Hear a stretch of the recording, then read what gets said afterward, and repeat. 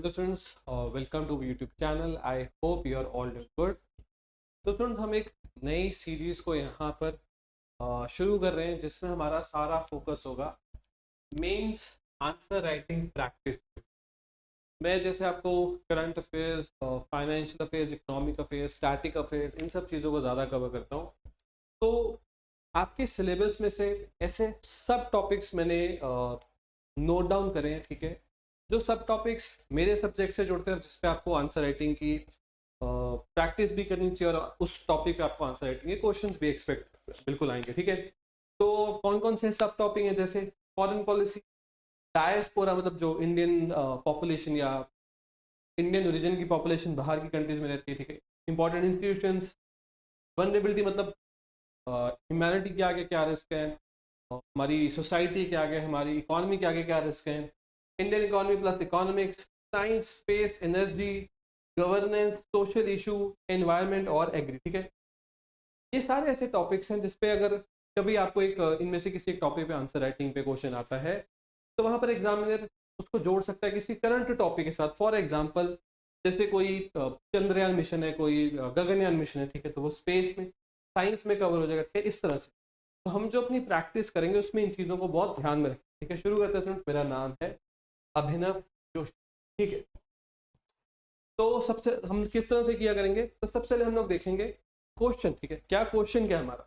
तो जैसे आपको पता है कि जो वर्ड है वो 60, 120, 400 के हिसाब से होता है, तो मैं आपको ये भी बताऊंगा, हर क्वेश्चन में बता दूंगा कि मेरे हिसाब से ये क्वेश्चन कितनी वर्ड लिमिट के हिसाब से पूछा जा सकता है। क्वेश्चन है, India's engagement with the Central Asian Republics is expected to help improve mutual security and region economics prosperity। देखो, आप समझो क्वेश्चन को। क्वेश्चन क्या है, तो इंडिया से जैसे थोड़ा सा इधर जो आपको कंट्रीज मिलती हैं जिनको हम सेंट्रल एशियन कंट्रीज बोलते हैं, टोटल 5 है। मैं आपको मैप भी अच्छे से चलो दिखा देता हूँ। तो ये रहा इंडिया, ये है सेंट्रल एशियन कंट्रीज। अब ना इन कंट्रीज के साथ हमारे रिलेशन है, पर मतलब कहूंगा मैं बहुत स्ट्रांग भी नहीं है, बहुत ज्यादा भी नहीं। अब अगर इंडिया इन कंट्रीज के साथ अपने रिलेशन स्ट्रॉन्ग करता है, डिफेंस में, इकोनॉमिक्स में, ट्रेड में, उससे क्या फायदा और नुकसान होंगे। तो यहाँ पर एंड में क्या लिखा है, डिस्कस। तो ऐसा नहीं कि आप बोलते हो नहीं सब अच्छा ही है, ठीक है, ये भी आपको बताना पड़ेगा अगर कुछ इश्यूज हैं तो वो क्या इश्यूज है, ठीक है। अब जैसे मैंने आपको क्वेश्चन दिखा के थोड़ा सा चलो क्वेश्चन समझाने के लिए रेफरेंस भी दे दिया, तो मेरे हिसाब से क्वेश्चन 120 वर्ड्स में अगर मतलब बनेगा तो बेस्ट बन सकता है 120 वर्ड्स में, ठीक है। तो ऐसा नहीं है, हम वर्ड लिमिट को, जब मैं आपको मतलब कोई भी टॉपिक पढ़ाऊंगा तो वर्ड लिमिट को हम इतना ध्यान में नहीं भी रखेंगे, क्योंकि वो एक ऐसी चीज है जब आप एक्चुअली अपना आंसर लिख रहे होगे ना, तब वो आपके दिमाग में फोकस में रहना चाहिए।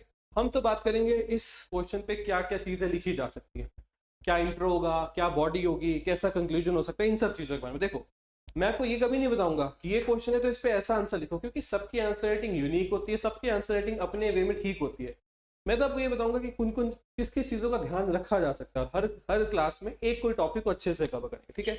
चलो ठीक है, ये जो क्वेश्चन मैंने आपसे पूछा सेंट्रल एशियन कंट्रीज के बारे में, इसकी जरूरत क्या थी, ठीक है, reason for the question and future perspective. तो ये क्वेश्चन क्यों पूछा गया और इस टॉपिक में आगे क्या हो सकता है, तो ये लिखने से पहले आपको एक बार सोचना पड़ेगा कि ये क्वेश्चन मतलब क्या रीजन क्या है। तो ये क्वेश्चन इसलिए पूछा गया, हमारी कंट्री के जो NSA national security adviser Ajit Doval ji, उनकी रिसेंट मीटिंग थी with the central Asian counterparts, तो अपनी अपनी कंट्री का जो डिफेंस संभालते हैं उन कंट्रीज में, उनके यहाँ पर मीटिंग थी विद इंडिया NSA। उसके अलावा मतलब बिल्कुल देखने को मिल रहा है कि हम इन सेंट्रल एशियन कंट्रीज के साथ ट्रेड बढ़ाना चाहते हैं, ठीक है, क्योंकि वो एक ऐसा रीजन है जहां हमने आज तक बहुत ज्यादा ट्रेड नहीं किया, ठीक है। ठीक है, यहाँ पर बिल्कुल आपको अपॉर्चुनिटीज मेंशन करनी पड़ेगी। तो जैसे मैं आपको यहाँ पर सिर्फ ये बता रहा हूँ ये क्वेश्चन क्यों पूछा गया, इस क्वेश्चन में क्या क्या चीज आप लिख सकते हो, इसका फ्यूचर पर्सपेक्टिव, आपको अपॉर्चुनिटीज बिल्कुल कवर करनी चाहिए, ठीक है। क्या चैलेंजेस हमारे सामने आएंगे ये जरूर कवर करना चाहिए, ठीक है। आपको you must debate on the paper by going through the details of the issue, ठीक है। अब आपको ये जो डिटेल्स वगैरह है इनको शुरू करना है, ठीक है। सुन, तो जैसा आपको पता है कोई भी आप एग्जाम लिख रहे हो, किसी भी स्टेट सेंटर कोई भी एग्जाम है, अगर उसमें आंसर राइटिंग पे क्वेश्चन आता है तो स्ट्रक्चर सारी आंसर राइटिंग्स का सेम रहता है। ऐसा कुछ दिखना चाहिए आपका आंसर, बिल्कुल इतना ऐसा भी नहीं दिखेगा, क्योंकि यहाँ तो चलो इंट्रोडक्शन में सिर्फ एक लाइन लिखी हुई है, पर स्ट्रक्चर ऑलमोस्ट सेम रहना चाहिए। इंट्रोडक्शन, बॉडी में सारे आपके पॉइंट्स और कंक्लूजन, ठीक है। मैंने आपको क्लास के एंड में कुछ मॉडल जो अच्छे आंसर राइटिंग किसने लिखी वो भी दिखाऊंगा एंड में, ठीक है। तो इंट्रोडक्शन में आप क्या कह सकते हो, इंट्रोडक्शन में आप कह सकते हो how central Asia is India's extended neighbourhood, मतलब जैसे हम अपनी नेबरिंग कंट्रीज, ये जो आसपास की नेबरिंग कंट्रीज है, कैसे सेंट्रल एशिया भी ऑलमोस्ट हमारे नेबर में है, पर हमने इस पर बहुत ध्यान नहीं दिया, अब वो ध्यान दिया जा सकता है। तो यहां से आप अपने आंसर को शुरू कर सकते हैं। मैं आपको फिर से बोलूंगा, कोई परफेक्ट नहीं होता कि यही लिखना था, आपको जैसे ठीक लगता है आप अपने हिसाब से लिखो। इंट्रोडक्शन में आपको यहाँ पर बात करनी है, आप ये बता सकते हो कि जो आप पूरी बॉडी लिखोगे वो किस बारे में, आप टॉपिक से शुरू कर सकते हो कि सेंट्रल एशिया इंपॉर्टेंट को, इस तरह से आप अपना इंट्रोडक्शन, फिर बॉडी। अब यही असल में वो चीज है बॉडी, जहां पर आप अपने सारे पॉइंट्स एक्सप्रेस करोगे। आप इंट्रोडक्शन बहुत बड़ी नहीं लिख सकते, वहां पर आप एक्सप्रेशन में नहीं जा सकते, एक एक चीज को समझाना नहीं, ना ही आप कंक्लूजन बहुत बड़ी लिख सकते हो। जहां आप एग्जैक्टली चीजें समझा सकते हैं ना, वो आपका बॉडी है, ठीक है। ठीक है, in the first part mention the economic considerations of India in that region, क्या इकोनॉमिकली हमको वहां पर फायदा हो सकता है, ठीक है। देखो ये कंट्रीज की अगर आप इकोनॉमिक कंडीशन देखो ना, तो मैं बोलूंगा मतलब बहुत अच्छी भी नहीं है पर बहुत खराब भी नहीं, अच्छी मतलब ठीक ठाक है। इनके पास जो पर कैपिटा देखो, जीडीपी वगैरह देखो, अच्छा। तो सबसे बड़ी चीज है ट्रेडिंग, इंडिया यहाँ पर ट्रेड वगैरह कर सकता है। जैसे अगर मैं इसको हटा दूं यहाँ से, ठीक है, अगर मैं आपको एक चीज समझाने की कोशिश करूं कि जैसे आपको बताइए गवर्नमेंट का बहुत फोकस है make in India, export India के प्रोडक्ट्स, ठीक है। तो अगर आप एक चीज देखो, हम एक तरफ से तो पूरे ब्लॉक है, पाकिस्तान एक ज्योग्राफिकल बैरियर की तरह यहाँ पर है, दूसरी तरफ हमारे चाइना है। तो हमको जो कुछ करना है, चलो ये नेपाल बांग्लादेश के साथ हम थोड़ा बहुत ट्रेड कर लेते हैं। पर जैसे आपने सुना होगा कि इंडिया ने ईरान के साथ जो अपनी सिचुएशन उसको काफी इंप्रूव किया, चाबहार पोर्ट पे काम किया। अब चाबहार पोर्ट से हम सिर्फ अफगानिस्तान तक थोड़ा ना जा सकते, अगर हम चाहें इस पोर्ट के थ्रू, ईरान के थ्रू, उसमें बहुत सारे इफ्स एंड बट्स भी हैं, सैंक्शन वगैरह सब कुछ।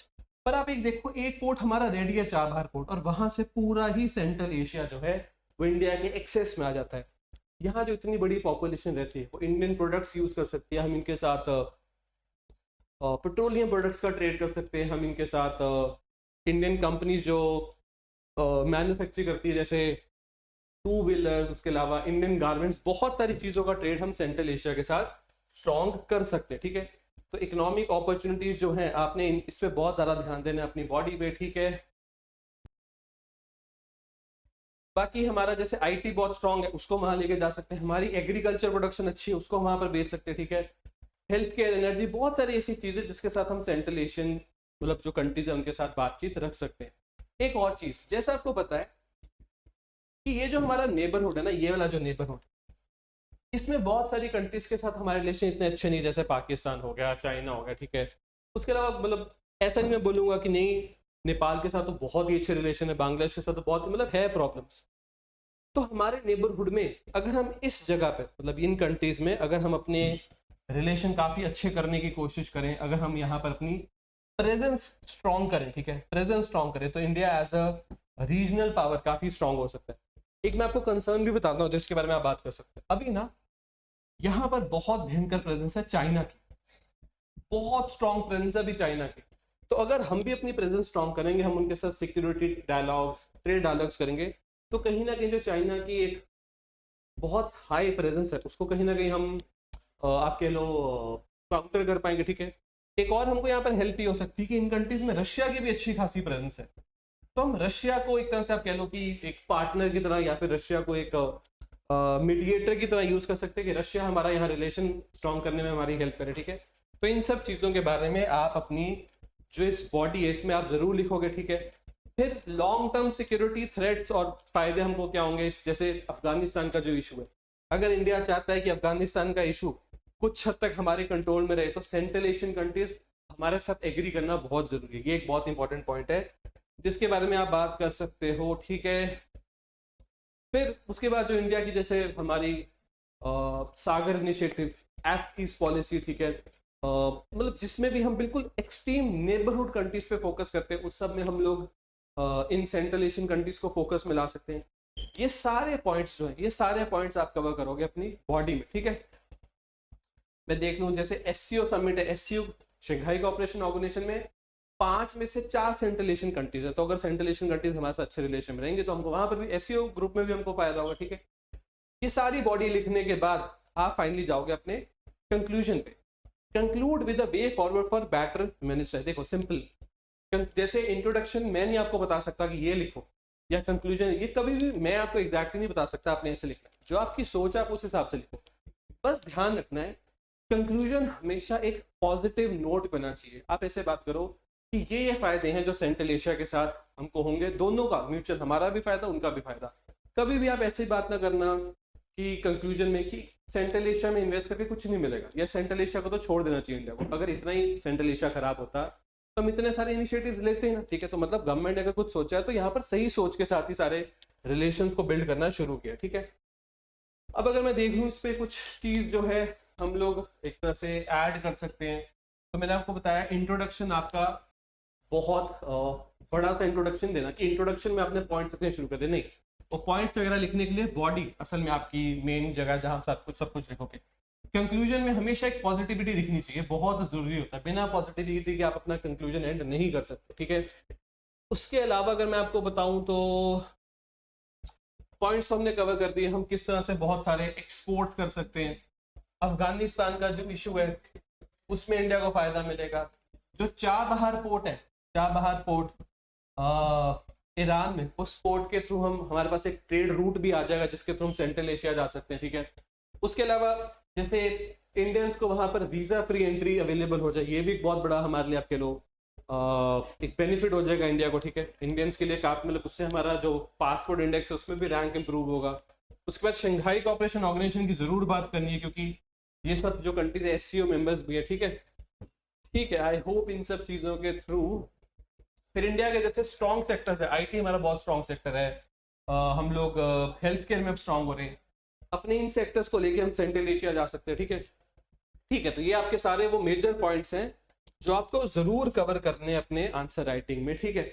आपको एग्जामिनर को ये समझाने की कोशिश करनी है कि ये रीजन इंपॉर्टेंट है क्यों, क्या ऐसा इस रीजन में कि इंडिया को यहाँ पर अपने रिलेशन बिल्ड करना चाहिए, उस पर ध्यान देना चाहिए, ठीक है। ठीक है स्टूडेंट्स, तो अब कुछ ऐसी चीज है जिसको आपको बहुत फोकस में रखना है। जैसे मैंने आपको बोला था आपको कुछ मॉडल आंसर्स दिखाऊंगा। अब मैं ये नहीं बोल रहा कि ऐसे लिखो यही परफेक्ट है, नहीं, ऐसा कुछ नहीं है। देखो जैसे इंट्रोडक्शन, बॉडी और कंक्लूजन, ये ना बहुत क्लियर होने चाहिए एग्जामिनर को कि असल में आपने क्या चीज कहाँ लिखी है। इंट्रोडक्शन आपका कहाँ पर है, बॉडी कहाँ पर है, कंक्लूजन कहाँ पर है। अगर आप बॉडी में कुछ लिख रहे हो किसी चीज को, जैसे आपने कुछ लिखा उसके बारे में कुछ पॉइंट्स लिखे, तो आप नंबरिंग यूज कर सकते हो, इसको अल्फाबेटिकली लिख सकते हो, बुलेट्स लिख सकते हो, ठीक है। अगर आप कुछ ड्रॉ कर पाओ, जैसे अगर ये सेंट्रल एशिया के केस में अगर आप थोड़ा समझा सको कि एशिया में इंडिया यहाँ पर है, सेंट्रल एशिया है, तो वो बहुत ही अच्छा हो जाएगा, ठीक है। ठीक है, उसके अलावा जैसे जितना अच्छे से आंसर राइटिंग ना, कभी भी ये चीज नहीं होती है कि आप बहुत ज्यादा लिखो, आप लिखो चाहे कम, पर उसको रिप्रेजेंट सबसे बेस्ट तरीके से करो। आप जितना क्लीन, जितना अच्छे से चीजों को रिप्रेजेंट करोगे, जैसे अगर मान लो कोई एआई के बारे में जानना चाहता है तो आपने उसके बारे में लिखना शुरू किया, किस तरह से आपने एक एक चीज डिफाइन करी, उस चीज को आगे और डिफाइन किया, ताकि एग्जामिनर जहां एग्जैक्टली जाना चाहता है, अगर examiner exactly speech to text पे जाना चाहता है तो वो बिल्कुल एक अच्छे से रूट से जा सकता है। ये चीज आप जितना अच्छे से, जितना डिफाइन तरीके से करोगे, जितना आप साफ लिखोगे, उतना ही आपको यहाँ पर बेटर स्कोरिंग दी जाए, ठीक है। आई होप आप इस पूरी क्लास में ये समझ पाए कि जब भी हम कोई ऐसे किसी टॉपिक पे डिस्कशन करेंगे, एग्जैक्टली मैं आपको कभी भी नहीं बता सकता कि इस क्वेश्चन पे ऐसा आंसर राइटिंग लिखना। अगर मैं आपको बता भी दूं कि आप उस सारे को याद कर पाओ, अगर क्या गारंटी है कि वही टॉपिक है, ठीक है। मैं तो आपको ये बता सकता हूँ कि जब भी आप कोई आंसर राइटिंग लिखने बैठो, क्या क्या चीजें आपके ध्यान में रहनी चाहिए, और हाँ कुछ कुछ टॉपिक जो इंपॉर्टेंट टॉपिक्स है उसमें आजकल क्या चल रहा है, क्या इंपॉर्टेंट पॉइंट्स लिख सकते हैं, ये यहाँ पे मेरी कोशिश होगी। हाँ, हम ये कोशिश करेंगे जितने ज्यादा टॉपिक्स कवर किए जाए, ठीक है, आपके मेन से पहले, उतना बढ़िया, ठीक है। और ठीक है, तो आई होप सारी इंपॉर्टेंट चीजें हमने यहाँ कवर कर ही ली है, ठीक है। ठीक है, तो इसके साथ इस क्लास को यहाँ पे करते हैं। Thank you for joining, have a very successful day. मिलते हैं हम अपनी नेक्स्ट क्लास में, ठीक है। Thank you.